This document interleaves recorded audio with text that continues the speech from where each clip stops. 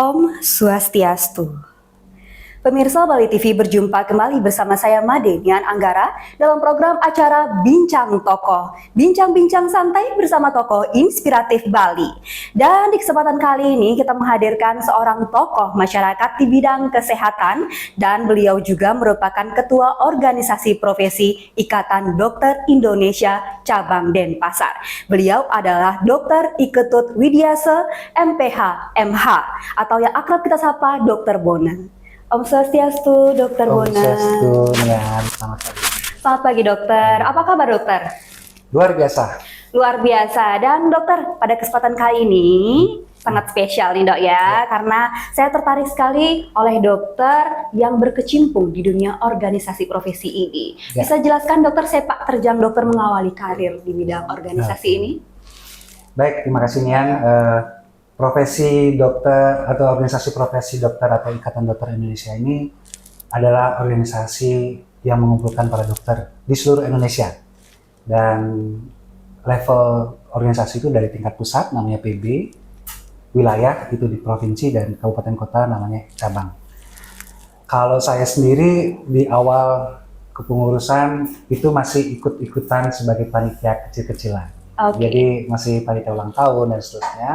Sejak tahun 2004 kalau tidak salah, dan sejak saat itu sudah mulai bekerja ataupun mengabdikan diri di organisasi profesi ini di level ID cabang Denpasar.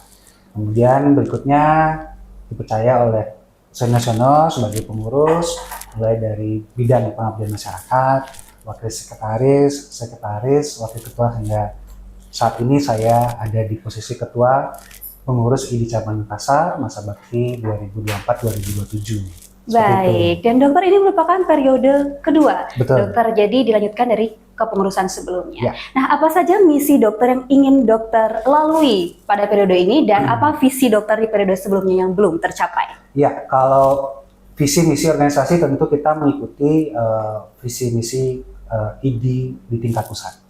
Intinya adalah bagaimana menjadikan organisasi profesi ini satu sebagai mitra pemerintah.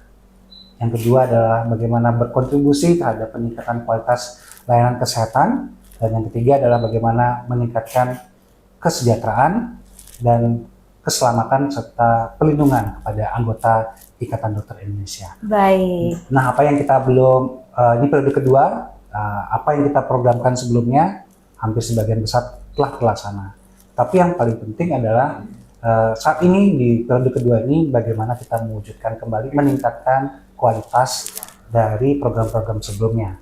Nah, yang memang belum tercapai ada 1-2, yaitu terkait dengan bagaimana kita membumikan konsep perlindungan hukum bagi anggota-anggota kita.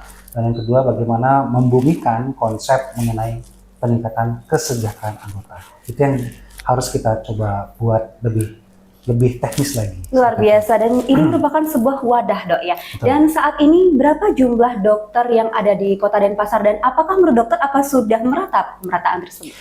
Ya, Denpasar ini adalah pusat dari pendidikan, ya, selain untuk pelayanan kesehatan. Jadi saat ini yang tercatat di aplikasi ataupun dalam database ID Denpasar itu ada sekitar 4.300 anggota. Nah, jadi itu mungkin hampir 67% dari total anggota ID di wilayah Bali. Nah, kalau kita melihat secara statistik, itu lebih banyak adalah adik-adik yang sedang menempuh pendidikan spesialisasi. Jadi ada kewajiban dari teman-teman dari ID cabang lain yang ketika anggotanya menjadi peserta didik di sini karena harus berpraktik dokter pendidikan residen yang di sini, jadi mereka pindah sebagai anggota ID Cabang Denpasar. Jadi lebih banyak di komposisinya adalah teman-teman adik-adik residen yang sedang menempuh pendidikan spesialis di sini. Dan secara tidak langsung juga langsung mendapatkan keanggotaan untuk Kota Denpasar. Betul. Baik, dokter, untuk saat ini apakah jumlah dokter di Provinsi Bali menurut dokter sudah merata, dok? Apa hanya terpusat di kota saja? Ya, kalau kita melihat skup Bali, saya kira kalau dokter umum sudah, kalau meratanya tidak, karena masih terpusat di beberapa kota besar atau kabupaten kota yang cukup besar penduduknya, seperti misalnya Badung dan Denpasar, itu pasti sudah padat. Sedangkan kekuatan-kekuatan lain yang saya lihat mungkin seperti misalnya Karangasem, Buleleng, kalau dokter umumnya pasti sudah terpenuhi.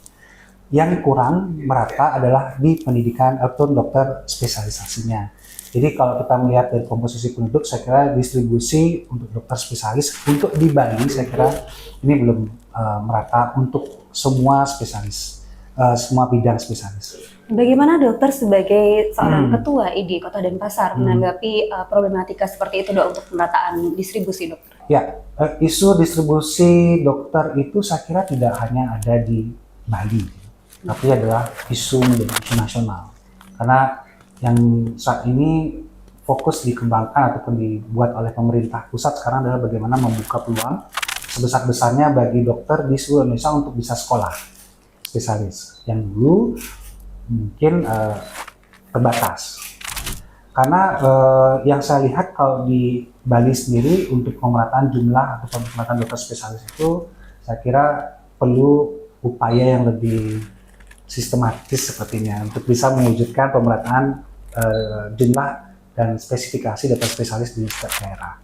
Nah, kalau kami di organisasi profesi tentu saat ini kami mendorong agar regulator ini khususnya pemerintah untuk bisa meningkatkan distribusi akses minimal untuk adik-adik yang berminat untuk sekolah spesialis itu dibuka akses luas-luasnya. Karena yang sering terjadi fenomena sebelumnya adalah mereka melamar melalui daerah, keterima spesialis, tapi tidak kembali ke daerahnya.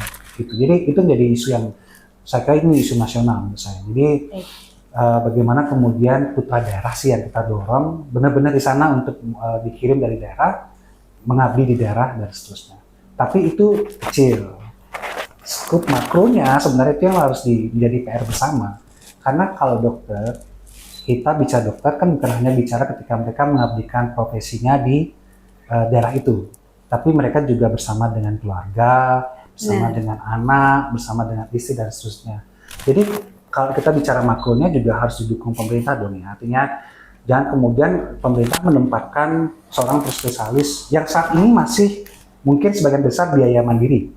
Betul nih, jadi biaya mandiri, mereka mengeluarkan uang untuk sekolahnya, kemudian tiba-tiba ditempatkan oleh pemerintah di suatu daerah yang jauh dari pusat-pusat kota, pasiennya sedikit dan akses pendidikan bagi putranya itu tidak begitu bagus. Itu juga kemudian menjadi pertimbangan mereka untuk menunda untuk mau ke daerah-daerah terpencil seperti itu. Jadi saya kira tugas pemerintah bukan hanya memberikan kesempatan kepada adik-adik untuk menjadi spesialis, tapi bagaimana membangun daerah itu agar bisa menjadi suatu kondisi yang makro yang lebih baik untuk bisa merangsang dan mengutip teman-teman dokter spesialis untuk mau mengabdikan ilmunya di situ. Saya kira bukan hanya diberikan kesempatan sekolah, tapi bagaimana kemudian menciptakan lingkungan yang kondusif, lingkungan yang mendukung dari kehidupan secara ekonomi dan sosial dari teman-teman dokter tersebut.